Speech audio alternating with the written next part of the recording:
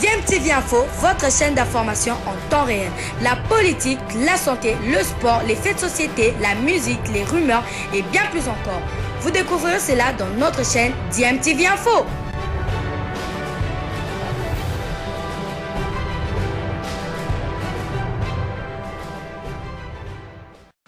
Vous êtes sur DMTV, bonjour ou bonsoir, tout dépend de l'heure à laquelle vous nous suivez. Tout plaisir est pour nous de vous retrouver, mais surtout de savoir que vous êtes nombreux en train de suivre votre chaîne YouTube DMTV. DMTV qui vous propose l'actualité, mais vous propose également des analyses et des réflexions sur des sujets d'actualité, sur des faits sociaux ou tout simplement des réalités que nous observons ici chez nous en République démocratique du Congo. On attendait sa réaction, c'est désormais chose faite. Le chef de l'État, Félix-Antoine Tshisekedi Tshilombo, a fini par réagir aux propos du président rwandais, propos qui ont choqué plus d'un Congolais puisque l'homme fort de Kigali, le président rwandais Paul Kagame, a méconnu les crimes commis en République démocratique du Congo, les crimes dont continuent à être victimes les populations de l'Est de la République démocratique du Congo. Il est même allé beaucoup plus loin en fustigeant en tout cas l'activisme de Denis Mukwege, notre compatriote, le prix Nobel de la paix, qui a pratiquement subi des menaces à peine voilées de la part de Paul Kagame, alors que plusieurs Congolais estimaient que le gouvernement congolais était resté timide face aux propos du président Kagame. Le chef de l'État, Félix-Antoine Tshisekedi, est finalement sorti de son silence, et cela via un média congolais, via Top Congo. Et le chef de l'État s'est exprimé. C'est peut-être une autre approche, une autre méthodologie utilisée par le chef de l'État, Félix-Antoine Tshisekedi, dont on connaît aussi un peu sa dextérité du côté diplomatique. Lui qui a occupé justement le poste de diplomatie du côté de son parti, l'UDPS, il a utilisé son expérience pour pouvoir répondre aux propos jugés incendiaires du président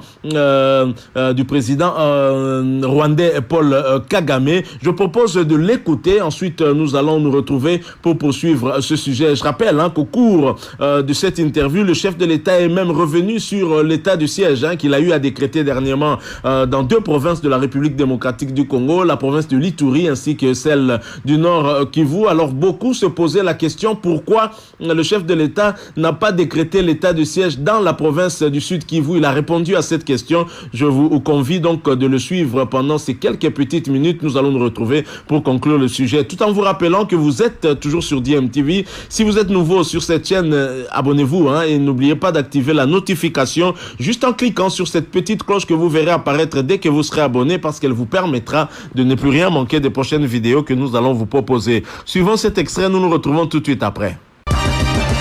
Jusqu'à quand état de siège à l'est de la République démocratique du Congo? Et pourquoi pas au sud Kivu? Préfère-t-il alliance avec Bahati, Katumbi et Bemba ou alliance avec Kabila? Que pense-t-il des propos tenus par le président Paul Kagame? Top Congo FM 88.4, première radio d'information en République démocratique du Congo. Ce mercredi 19 mai, après le journal de 19h, invité spécial. L'invité. Je reçois Félix-Antoine Tshisekedi Tshilombo, président de la République. État de siège à l'est de la République démocratique du Congo. Le Rwanda se dit favorable. Bien sûr. Mais le président rwandais a des propos qui choquent l'opinion de la République démocratique du Congo. Qu'avez-vous à dire au fait qu'il annonce qu'il n'y a pas eu de massacre à l'Est et que, par exemple, le prix Nobel de la paix n'est qu'un instrument aux mains de ceux qui l'ont couronné? Non, je disais d'ailleurs tout à l'heure à un de vos confrères que je n'ai pas de polémique à faire avec le président Kagame. Je n'ai pas à utiliser les médias pour répondre au président Kagame. J'ai d'autres voies et je les utiliserai pour lui parler. J'insiste ici sur le fait que le rapport mapping n'est pas un rapport congolais. Il est fait par des experts onusiens. C'est le rapport mapping. Nous, ce que nous avons à faire, c'est de ramener l'ordre, la sécurité et la paix à l'est du pays de mettre fin à ce cycle de la mort de nos compatriotes et après aussi d'ouvrir une page de justice qui ira dans tous les sens, transitionnel ou pénal, peu importe. Le but, c'est de rendre hommage à toutes ces victimes injustement abattues. Et donc, moi, je m'inscris plutôt dans la logique de la paix dans mon pays, la paix avec mes voisins, et je ne fais pas attention à ce genre de déclarations qui peut-être peuvent mettre le feu à la région, ça ne sert à rien. Donc je n'ai vraiment pas l'intention de répliquer à cela. Mais le docteur Mukwege... Alors par rapport au docteur Mukwege, je le dis et j'insiste ici, c'est une fierté nationale. D'ailleurs, il tarde que... Voilà, nous sommes de retour. Vous venez de suivre là le chef de l'État, Félix-Antoine Tshisekedi Tshilombo, qui a répondu, en tout cas au travers le micro lui tendu par Christian Lusakweno de Top Congo, en réaction justement aux propos de Paul Kagame, en marge de leur rencontre du côté de Paris, en France.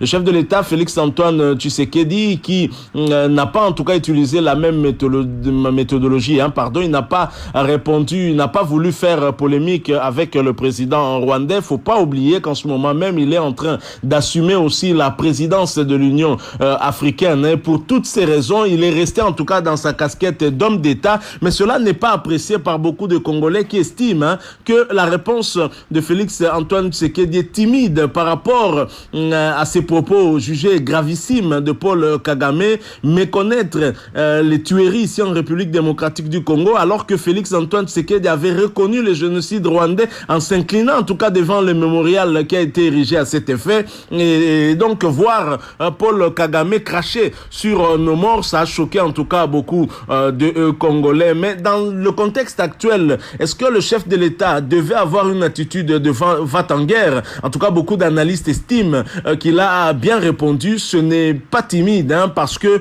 le chef de l'État doit tenir compte de plusieurs paramètres, et en sa qualité aussi de président de l'Union africaine, il se devait aussi de respecter une certaine réserve par rapport à ce dossier. Alors, je propose maintenant d'écouter trois journalistes qui ont analysé cette situation, qui ont analysé en tout cas des réactions qui ont été soulevées ici en République démocratique du Congo à la suite de ces propos de Paul Kagame et la réponse du chef de l'État Félix-Antoine Tshisekedi. Alors, on doit rappeler, vous venez de le suivre, si le chef de l'État était un tout petit peu timide, d'après certains compatriotes, par rapport à la réponse à donner à Paul Kagame en ce qui concerne nos morts, nos millions de morts.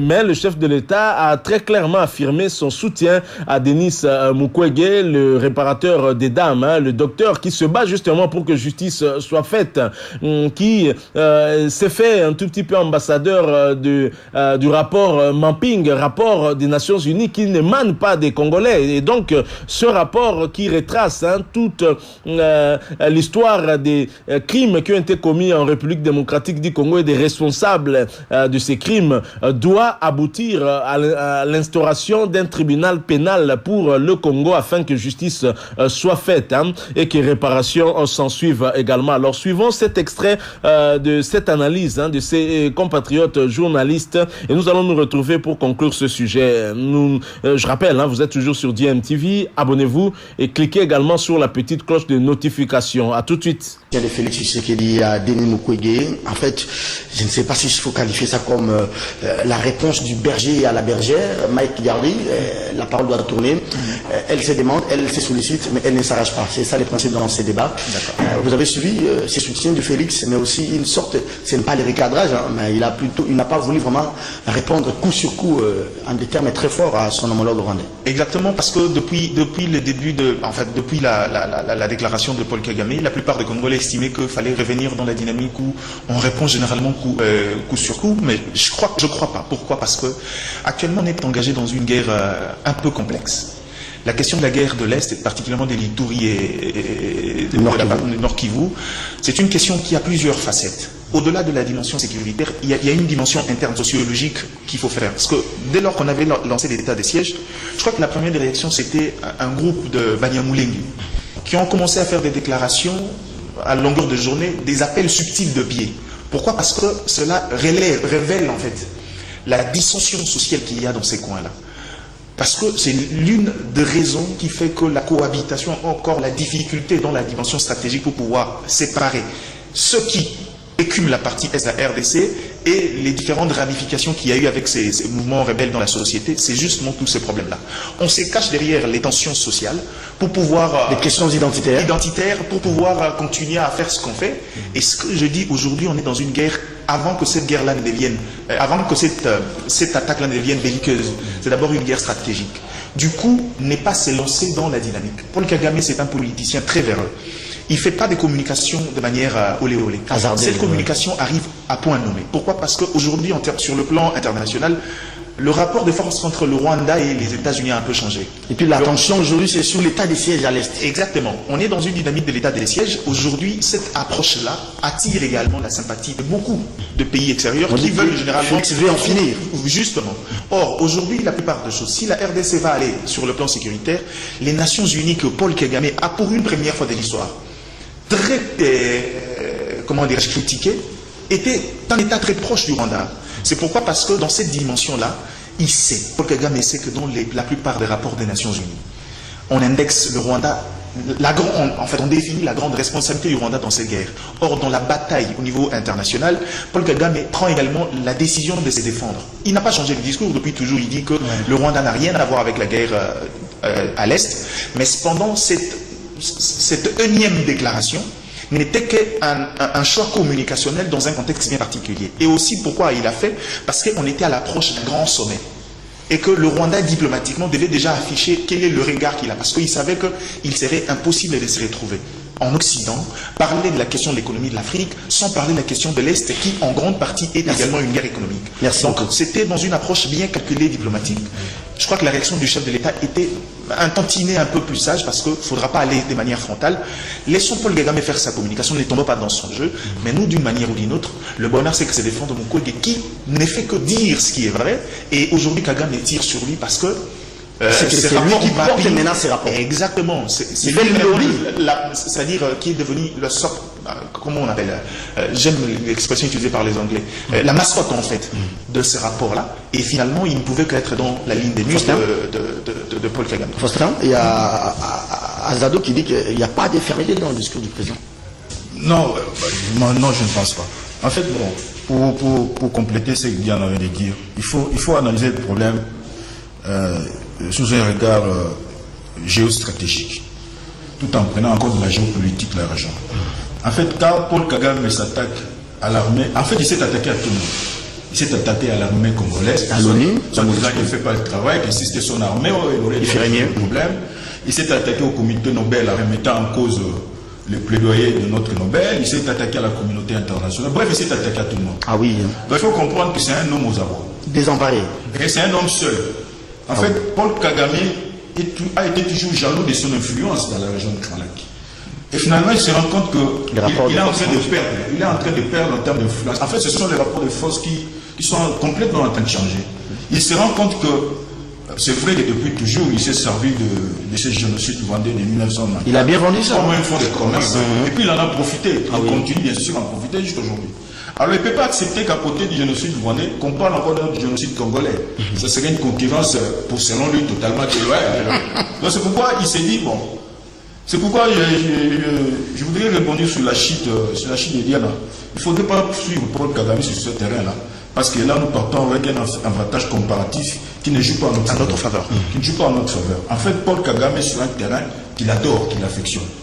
En fait, il préfère créer la distraction au sein de la communauté internationale pour qu'en retour, ça puisse lui revenir en termes de dividendes politiques. Ah oui, il a bien calculé. En termes de dividendes politiques. Dire qu'on aurait souhaité que les chefs de l'État soient fermes. Moi, j'estime que là, on n'est pas dans une cour de la récréation où quand on te fait une gifle, tu dois certainement répéter par une autre. On est en diplomatie. Et puis, les dossiers, quoi qu'on dise en fait, le Rwanda est un acteur incontournable pour le retour de la paix en RDC. N'oublions pas que tout ce qui se passe à l'Est, c'est parti de l'assassinat du président Habyarimana, et qui a fait qu'il y a une bonne partie même des soldats de l'armée rwandaise sous Habyarimana qui ont été déversés en RDC. C'est pour la première fois à travers le monde qu'on a eu à imposer à un pays de recueillir des réfugiés armés. Oui. Et ça s'est passé chez nous. Et ça fait plus d'une vingtaine d'années. Si bien que quand les gens disent que non, voilà, Félix Tshisekedi devait répondre de manière, je ne sais pas, brutale ou musclée, bon, c'est selon. Moi, je pense que le chef de l'État a été sage. Et surtout qu'il a dit, il a plusieurs canaux qu'il peut activer pour faire passer le message à la RDC. Merci. Et le grand problème, c'est que sur les rapports mapping, c'est pas une invention congolaise. Le président l'a dit. C'était écrit par la communauté internationale. En fait, c'est un rapport qui est porté par les Nations Unies. C'est que c'est pas la RDC de défendre ces rapports. Et c'est pas la RDC non plus de mettre en place une justice internationale qui va, je sais pas, s'attaquer. On peut se les réapproprier. Tout ce que nous on a à faire, évidemment, c'est continuer à faire le plaidoyer, comme le fait notre Nobel Mukwege, de toujours éveiller l'attention de la communauté internationale pour lui rappeler que voilà ce qui s'est passé un jour en République démocratique du Congo. Et nous attendons à ce que le monde se mobilise pour que les responsables rendent ne serait-ce que compte de ce qu'ils ont commis comme crime. Innocent Olenga. Serge Kabongo, j'ai suivi mes confrères, mais ils ne nous ont pas présenté qui est Kagame. Alors, Innocent Olenga, je vous pose la question comme Guillaume Koukoumamengi posait autrefois à Cédric Kenyan. Innocent Olenga, qui est Paul Kagame? Paul Kagame, c'est une personne qui a une arrogance légendaire. Je vous rappelle, en 1998, je suis journaliste à Kassai Horizon, à Kananga. Et à l'époque, on venait d'attaquer la RDC, la coalition, ce que nous avons appelé à l'époque l'agression rwando-ougandaise. Et à l'époque, c'est Faustin Munene, qui est vice-ministre de l'Intérieur, mais général dans son état. Oui. Vous savez ce qu'il avait déclaré au sujet de Paul Kagame? Non, non. Le général Faustin Munene avait déclaré à l'époque que l'hypocrisie de Pierre Bouyoya était plus dangereuse que l'arrogance de Paul Kagame. Ça, c'est Faustin Munene vivant. Il peut vous répéter cette phrase-là. Donc, c'est vous dire quoi? C'est vous dire tout simplement que l'arrogance de Kagame, moi, ne me surprend pas parce que c'est une arrogance légendaire. Mais alors, vous allez me poser la question, quelle attitude Fachi devait prendre? Les amis l'ont dit, mais je vais compléter. Fachi lui-même vous a dit, face à ça, il fallait une attitude positive. L'attitude positive, ça veut dire quoi? Nous ne sommes pas dans une polémique musicale. Non, ça c'est une polémique musicale, mais ici nous sommes en diplomatie et en politique. Et lorsque on veut faire des choses bien, on tourne les vents dans le sens de l'apaisement. Ça sert à rien de crier. Et c'est ça la sagesse. Et là, je vous dis, Serge Kabongo, mon père à moi, le Mbaye Gabriel, Taïs, paix à son âme, m'avait inscrit toujours dans l'école positive du caméléon. Vous savez, le caméléon a deux écoles. Il y a l'école négative de la versatilité, c'est-à-dire il change de couleur à tout moment. Ça, c'est l'école négative du caméléon. Mais il y a aussi une école positive du caméléon. C'est l'école de la sagesse. Lorsqu'il veut poser sa patte, il raisonne 1000 fois pour se rassurer que là où la patte est posée, c'est comme ça que moi j'analyse froidement ce que Fachi est en train de faire depuis qu'il est au pouvoir. Il vous a parlé du déboulonnage du système. Personne ne l'a cru. Maintenant, personne n'écrit coup sur coup, personne n'écrit ne nous intimidez pas, tout le monde s'est terré. Donc c'est quelqu'un qui a ses méthodes et qui sait ce qu'il fait et ce qu'il cherche. Et pour conclure aux gens qui attaquent Fachi, il y a 6 choses. Ah non, c'est pas beaucoup, Serge. Non, 6 choses. Oui, c'est pas beaucoup. Voilà ce message dans ce qui s'est passé à Paris. Fachi veut tout simplement dire aux gens, 1. Je suis président de l'Union africaine, ne me forcez pas à utiliser un langage inadapté. Parce que Paul Kagame est militaire, il ne comprendra que le langage militaire. Et ça viendra. Ça, c'est la première leçon. La deuxième leçon, en ce moment, ma fonction de président de l'Union africaine ne me permet pas de me verser dans une polémique ouverte et publique par médias interposés. avec un président africain, alors que je suis censé incarner les symboles de l'unité continentale. Ça, c'est le deuxième message. Le troisième message de Fachi, il ne faut pas s'agiter, car les auteurs des crimes cités dans les rapports mapping seront jugés tôt ou tard. Merci. Serge, permettez-moi. On peut se limiter là. Les victimes, ça c'est la quatrième message. Oui, les victimes congolaises ne sont pas moins victimes que celles des pays voisins. Ça, Fachi l'a dit. Ces victimes-là seront vengées. Il me reste 2 leçons seulement, si tu me permets. Celui qui veut protéger les auteurs des crimes doit collaborer avec la justice. Il a dit en face de Kagame. Et puis, je termine par là. Oui. Ma priorité, c'est de pacifier les pays, de stabiliser les institutions, d'asseoir l'administration, de bâtir une vraie armée nationale et de régler les autres aspects qui fragilisent la RDC. Donc, il ne faut pas que Fachi tombe dans le piège de Kagame. Très bien. Voilà. C'était ça son attitude, puisqu'il n'a pas répondu directement comme les gens le voulaient. Nous ne sommes pas dans Tchana-Tchaté. Ça, c'est la réaction de la cité. Merci beaucoup. Nous devons nous construire aussi à l'interne, si je me permets de vous résumer avec beaucoup de modestie. Nous payer ce qu'on appelle le vouloir vivre collectif et mener cette guerre, comme vous l'avez dit, sur le plan géopolitique tout comme géostratégique. Et il ne faudrait pas qu'on verse dans la distraction pendant que nos forces combattantes sont sur les champs de bataille. Je rappelle que hier, avant-hier, c'était le 19, hein, c'était juste pour commémorer la mort d'un vaillant, le général paix à son âme, Félix Boudjamabé, qui avait fait ses preuves dans cette insécurité dans les centrales.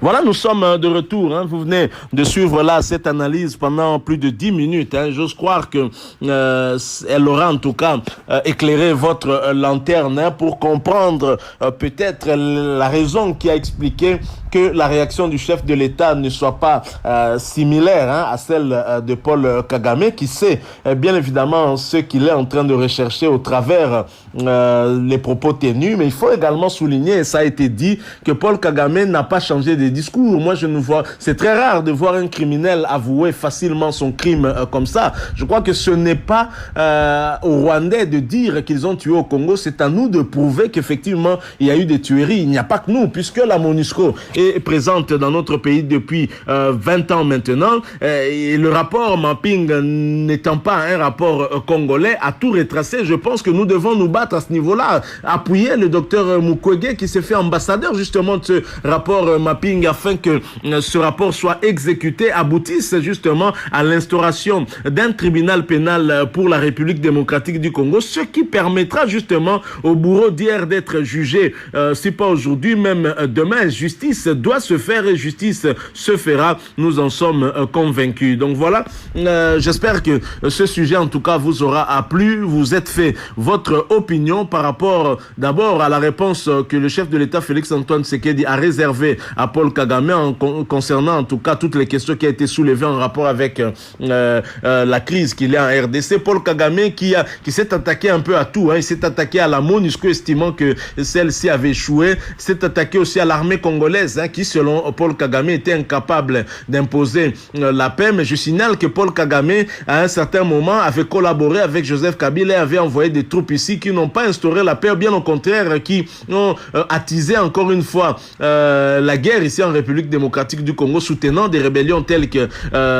celle du M23 par exemple. Donc la RDC n'a pas de leçon à recevoir de Paul Kagame, et je pense que nous devons nous en tenir, hein, à ce rapport mapping qui a retracé l'historique des crimes, et la responsabilité de Paul Kagame dans ces crimes n'est pas en tout cas exemptée. Merci beaucoup à vous qui nous avez suivis. Nous espérons vous retrouver bien sûr très bientôt, mais en attendant, si vous avez aimé ce sujet, laissez-nous un maximum de j'aime, hein, likez donc cette vidéo et n'oubliez pas de partager avec nous votre opinion par rapport à ce sujet que nous venons de vous proposer. Surtout, abonnez-vous à cette chaîne DMTV si vous venez de nous suivre pour la toute première fois, et n'oubliez pas d'activer la petite cloche de notification parce qu'elle vous permettra de ne plus rien rater des prochaines vidéos que nous allons vous proposer. Encore une fois, merci à vous. Nous espérons vous retrouver très bientôt avec un autre sujet d'actualité. En attendant, portez-vous bien et DMTV vous dit au revoir.